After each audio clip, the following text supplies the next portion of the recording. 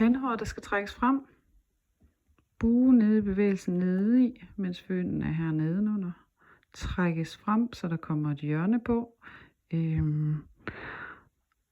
Det prøver jeg at vise jer. Der hvor det går galt, det er hvis at man tager det på her.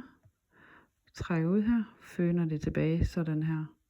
Så træk ud, få hjørne på, giv slip, løft op over.